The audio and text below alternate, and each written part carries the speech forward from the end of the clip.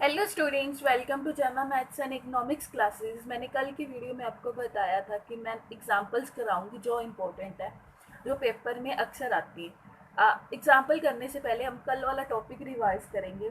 हमारे पास to case थे। Case one में क्या था?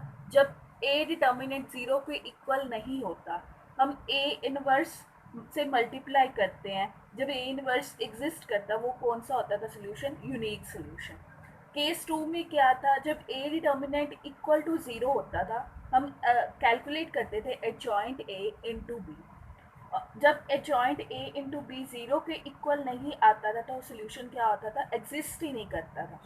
जब adjoint A into B zero के इक्वल आता था, नल मैट्रिक्स के इक्वल आता था, तो हमारा सोल्यूशन क्या था? Infinitely many solution. आज दो वर्ड्स हैं, कंसिस्टेंट सिस्टम और इनकंसिस्टेंट सिस्टम। कंसिस्टेंट सिस्टम क्या होता है?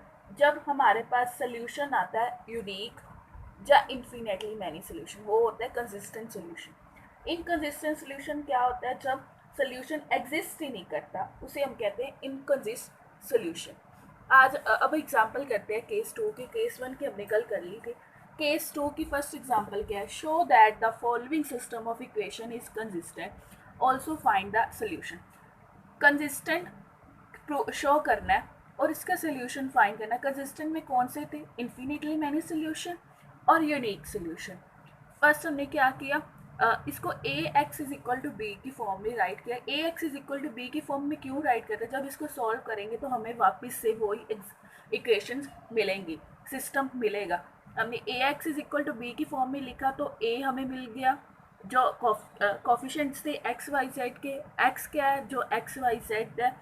बी जो जिसके इक्वल है। हमने ए का डिटर्मिनेंट किया, वो ज़ीरो के इक्वल आ गया। कल ए का डिटर्मिनेंट ज़ीरो के इक्वल नहीं आता था, वो केस वन था। अब ये तो ये इनकंसिस्टेंट हो सकता है क्योंकि A determinant is equal to zero, और ये इन्फिनिटली मैनी सोल्यूशन भी हो सकता है। इनकंसिस्टेंट क्यों हो सकता है? या एग्जिस्ट ही नहीं करेगा इसका सोल्यूशन। एग्जिस्ट कब नहीं करता था? जब adjoint of A into B not equal to zero आता है। जब adjoint of A into B equal to zero आता है तो ये इन्फिनिटली मैनी सोल्यूशन होता है। हमने कोफैक्टर्स निकाले, कोफैक्टर से हमने मैट्रिक्स की फॉर्म में राइट किया। मैट्रिक्स का जब हमने ट्रांसपोज किया तो हमें एडजॉइंट ऑफ ए मिल गया। मैंने इसमें से कॉमन निकाल लिया 128, जो फिर हमें एडजॉइंट ऑफ ए मिल गया। Adjoint of A into B जब हमने किया, सॉल्व किया, तो हमें क्या मिला? Null matrix. नल मैट्रिक्स का मतलब क्या है? नल मैट्रिक्स मिला। इसका मतलब क्या है? Adjoint of A into B is equal to null matrix. जब हो तो हमारा सोल्यूशन क्या होता है? Infinitely many solution. Next example है, examine the consistency of the system of the equation. Consistency मतलब क्या था? यूनिक सोल्यूशन या इन्फिनिटली मैनी सोल्यूशन।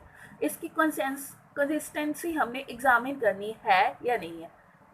अगर है तो कंसिस्टेंसी में हमें मिलेगा यूनिक सोल्यूशन या इन्फिनिटली मैनी सोल्यूशन। अगर नहीं है तो वो क्या होगा? इनकंसिस्टेंट।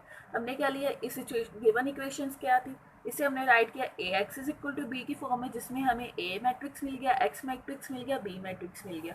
हमने ए डिटर्मिनेंट निकाला, वो जीरो के इक्वल आया। अब हमें क्या निकालना पड़ेगा? एडजॉइंट ऑफ ए।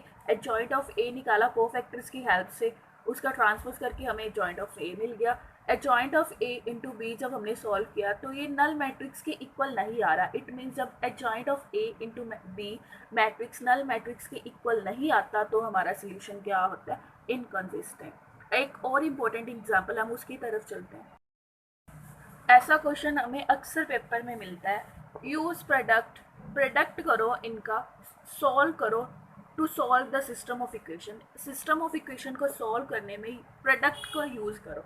हमने क्या किया? एक मैट्रिक्स को नेम दे दिया ए, दूसरी मैट्रिक्स को नेम दे दिया बी। हमने ए बी किया, प्रोडक्ट किया। प्रोडक्ट क्या आता है? आई की इक्वल आया हमारे पास। प्रोडक्ट आई की इक्वल आया तो हमने ए इनवर्स दोनों तरफ मल्टीप्लाई कर दिया। जब ए इनवर्स दोनों तरफ मल्टीप्लाई कर दिया, ये रह गया बी। आई के साथ ए इनवर्स मल्टीप्लाई हुआ तो क्या हो गया? A inverse. A inverse is equal to B आ गया।